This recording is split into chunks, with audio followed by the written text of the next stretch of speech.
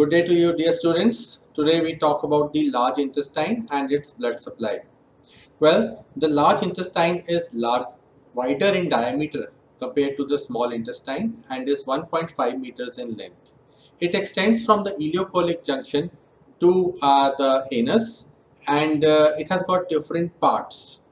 Now, this large intestine, the structure of the large intestine is adapted for storage and absorption. Now, storage of what? Storage of the matter which is undigested, and absorption of water and solutes from this undigested matter. Now, for absorption, the epithelium in the large intestine is columnar, but there are no villi here. Yes, and the secretion from the goblet cells, it helps in lubricating function, and the mucoid secretion is also rich in IgA antibodies which have got a protective function. So other than that, the flora of the large intestine produces vitamin B. Yes, so you should know that. So large intestine has got numerous solitary follicles which also have a protective function. Now, in case of cancer of the large intestine, a part of the large intestine often needs to be resected. Now, for that, one should know the lymphatic drainage of the large intestines. Now, some lymph nodes, they lie along the branches of the major vessels supplying the large intestine, and some lymph nodes also lie on the inside of the inner aspect of the ascending and descending colon. So these lymph nodes which lie on the inner aspect of ascending and descending colon, they are called paracolic lymph nodes, while the lymph nodes which lie along the major branches of the arteries supplying the colon, they are known as intermediate lymph nodes. So these intermediate and paracolic lymph nodes, they need to be resected in case of carcinoma of the colon, but the blood vessels have to be ligated before these lymph nodes are resected. So when the ligation is done, it is always advisable to remove the whole segment of the colon which is supplied by the artery which is ligated, instead of just the portion affected by carcinoma, because there are subsequently chances of gangrene. So we want to avoid that. As far as the nerve supply of the large intestine is concerned, the nerve supply of the large intestine is, again, it is autonomic except the lower part of the anal canal, which has got a somatic nerve supply from the inferior rectal nerves. Okay, so other than that, the midgut component and the hindgut component has got an autonomic nerve supply. So for the midgut component, the sympathetic nerve supply is from T9 to T11, while the parasympathetic supply is from the vagus, while for the hindgut component, the sympathetic supply is from L1, L2, while the parasympathetic supply is from the nervi erigentes or the pelvic splanchnic nerves.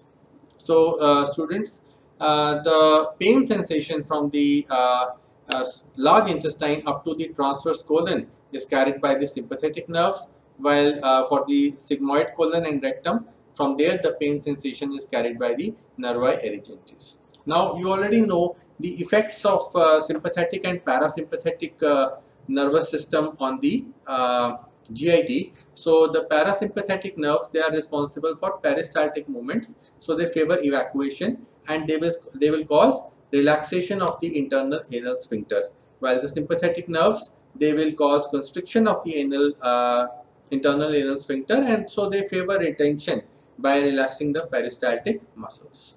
So with this backdrop in mind now, I'm going to go to a small PowerPoint presentation regarding the large intestine and its blood supply. Now students, large intestine has got different parts. So we can make out here, it has got a cecum, yes. So it has got an ascending colon, and then this is the hepatic flexure of the colon, and then we have the transverse colon, and then we have the splenic flexure of colon, the descending colon, the sigmoid colon, the rectum, and the anal canal. So these are the parts of the large intestine. There is a diverticulum which arises from the posteromedial aspect of the cecum, which is called the vermiform appendix. Okay, and this lies 2 centimeter below the ileocolic junction. So this large intestine has got different parts, and this cecum is one of the structures in the body whose breadth is more than the length. The other structures whose breadth is more than the length, they are the pituitary, the pons, and the uh, prostate. Okay. So now there are some cardinal features of the large intestine which you should know. So what are the cardinal features of the large intestine? They are the sacculations, appendices epiploicae, and the tinea coli. So sacculations are produced because the longitudinal muscle coat is smaller than the circular muscle coat. So these are the sacculations you can make out. Sac-like compartments are there of the large intestine. Okay. Then there are bags of peritoneum filled with fat, which are called the appendices epiploicae. So you can see these structures. These are the appendices epiploicae. So they are bags of peritoneum filled with fat. They are present throughout the large intestine except the cecum, appendix, and the rectum. And they are most numerous on the posterior aspect of the transverse colon and on the sides of the sigmoid colon. So you can make out a number of appendices epiploicae here in relation to the sigmoid colon. So then is the longitudinal muscle coat, which is called tinea coli. This is characteristic of the large intestine. So there are three bands. One band is on the anterior aspect of ascending colon, descending colon, and sigmoid colon. That is called tinea libera. Another aspect is on the posterolateral aspect. Another band is on the posterolateral aspect, which is not visible in this diagram, and that is called the tinea ommentalis. So that tinea ommentalis lies on the posterolateral aspect of the ascending colon, descending colon, and the sigmoid colon.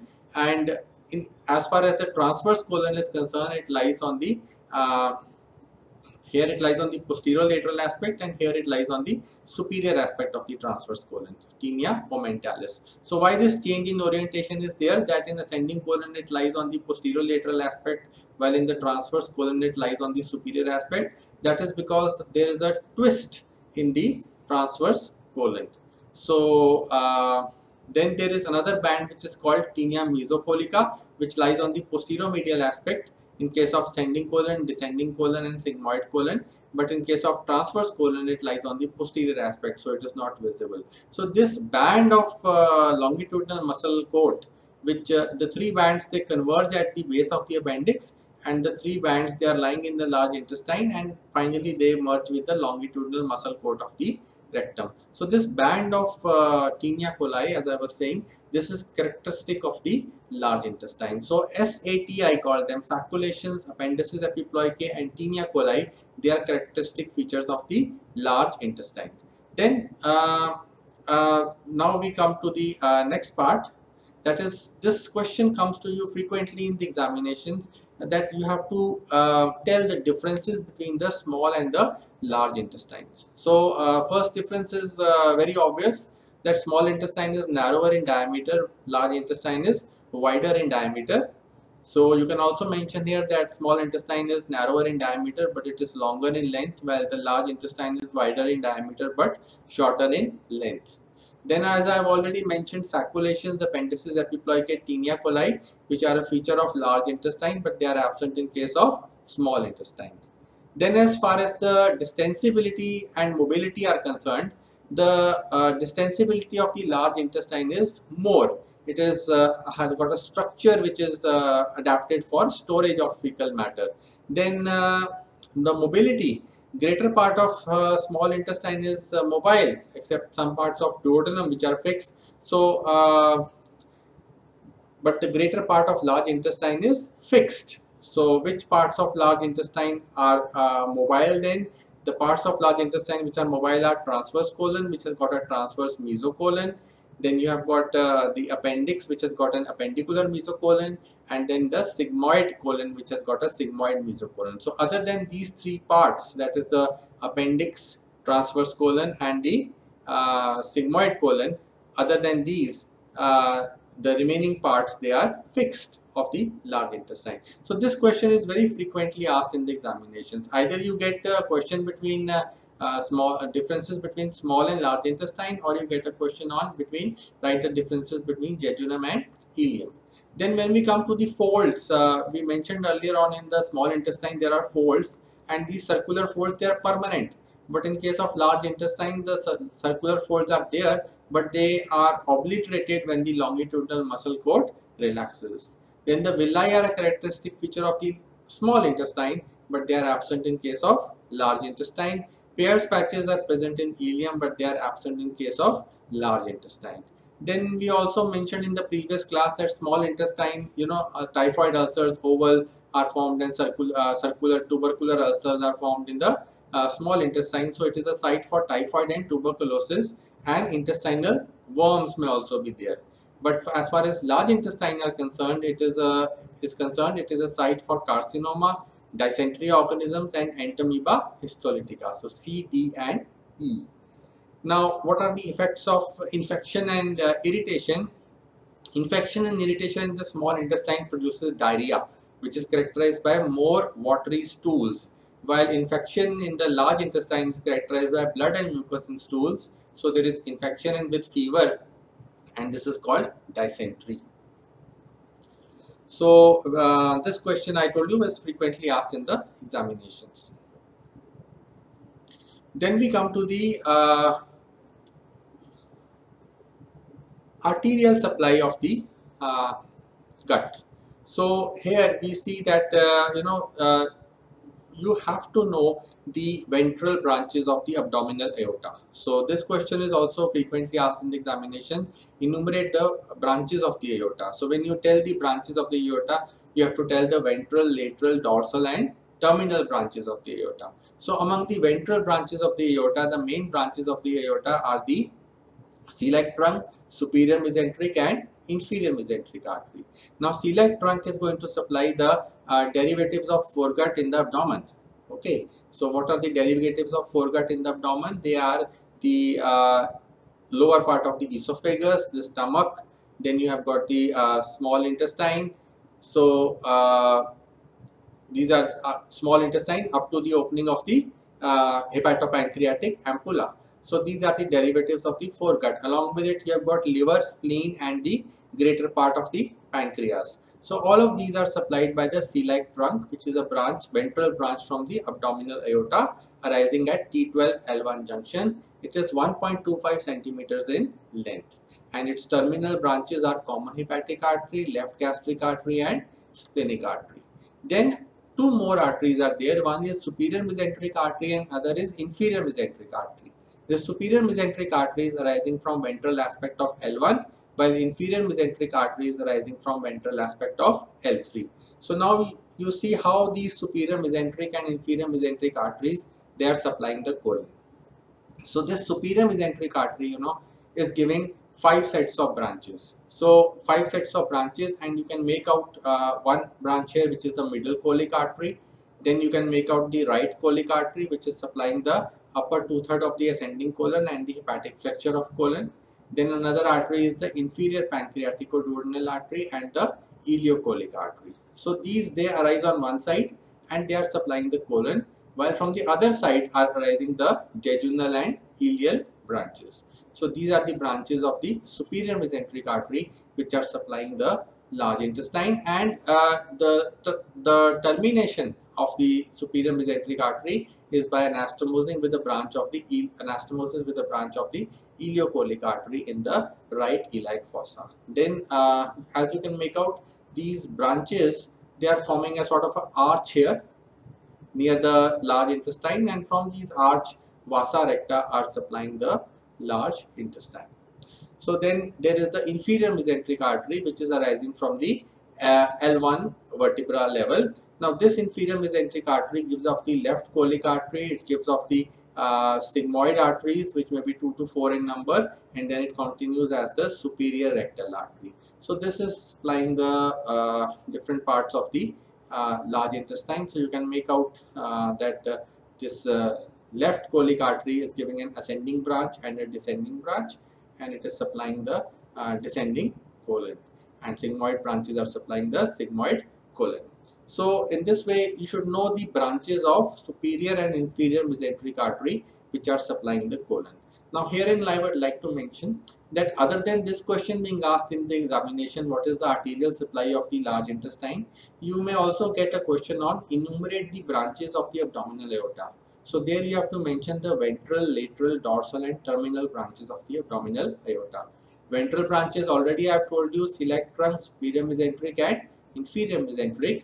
The lateral branches are inferior phrenic artery, middle suprarenal artery, renal artery and the gonadal branches, while the lateral branches are the four pair of lumbar arteries and the median sacral artery, and the dorsal branches are the four branches, the four pairs of lumbar arteries and the median sacral artery, while the terminal branches are the two common iliac arteries. Okay, so ventral branches: superior mesenteric, inferior mesenteric, celiac trunk. So we start from above downwards: celiac trunk, superior mesenteric, inferior mesenteric. Lateral branches: above downwards, inferior phrenic, then middle suprarenal, then renal and then gonadal branches. Then dorsal branches are the four pairs of lumbar arteries and the median sacral artery, and the terminal branches are the common iliac arteries. So sometimes you are asked to enumerate the branches of the abdominal aorta. So here this diagram is showing you the branches of superior and inferior mesenteric arteries. Now these superior and inferior mesenteric artery, the branches, they anastomose with each other to form the marginal artery. And sometimes the question is asked, write a short note on the marginal artery. Now the advantage of this setup, that you've got this right colic, this middle colic, right colic, ileocolic, left colic, sigmoid branches. So all these branches, they are forming an arch, and this arch is called marginal artery, which lies in the concavity of the colon, and from this arch vasa recta are going to supply the colon. So the advantage of this marginal artery and this sort of an arrangement is that even if one of the feeding vessels is obstructed, the blood supply to the large intestine is not hampered. So it is one of the wonders of nature. Yes, but there are some areas of weaknesses as far as this marginal artery is concerned. There's a person known as Sadek, and he said that this rectosigmoid junction is the one which is not having this marginal artery in a proper way. So he said that the last branch of sigmoid artery arising from the inferior mesenteric artery, he named that point as Sadek's point. So he said that represents the blood supply of the rectosigmoid junction. So if you are ligating the vessels here in case of carcinoma of the rectum, be careful regarding gangrene, because here the marginal artery is not that well developed. But this has been contested by many authors over the years, and so there are many persons who don't agree to Sadek and his viewpoints. Now the current trend is that the marginal artery may be deficient in relation to the arterial supply of the splenic flexure of colon, and the splenic flexure of the colon is the most prone area to ischemic colitis. So the thing is that in case of surgeries done in relation to the splenic flexure of the colon, when the arteries are ligated, one must be careful, because there are chances that the marginal artery may be deficient here, and this Griffith's point is the term we use in relation to the arterial supply of the splenic flexure of the colon. So students, sometimes you get a note on the marginal artery of the colon. Then we have the superior and inferior mesenteric veins. The superior mesenteric vein is formed by the union of small veins in the right iliac fossa, and then this superior mesenteric vein unites with the splenic vein behind the neck of the pancreas to form the portal vein. And then the inferior mesenteric vein is a continuation of the internal rectal venous plexus becomes the superior rectal vein, and this superior rectal vein continues as the inferior mesenteric vein, which drains into the splenic vein, as you can make out in this diagram. So you should have some idea regarding the superior and inferior mesenteric veins. The superior mesenteric vein will drain up to the region of the transverse colon, while the inferior mesenteric vein will drain the sigmoid colon and the rectum. So the superior and inferior mesenteric veins, you should have some idea about these veins. So most of the intestines, up to the level of the transverse colon, they are drained by the superior mesenteric vein, and the inferior mesenteric vein is going to drain the sigmoid colon and the rectum. So I thank you students for your time and cooperation, and do draw the diagrams in relation to whatever we have learned today. So what are the important questions which may come in the examination? the most important question is write down the differences between small and large intestine. Then is enumerate the branches of the abdominal aorta. I'm providing you notes there, and I've drawn a diagram where you can actually see the branches. You can actually see the vertebral levels, and you can see how the ventral, lateral, dorsal, and terminal branches are arising from the abdominal aorta. So you must know that celiac trunk is the artery of the foregut, the superior mesenteric is the artery of the midgut, and while the inferior mesenteric is the artery of the hindgut. And then other question asked is the marginal artery and the branches of the superior and inferior mesenteric arteries. So all this you should know, and I thank you for your time and cooperation. So till the next time we meet, it's bye from me. Thank you.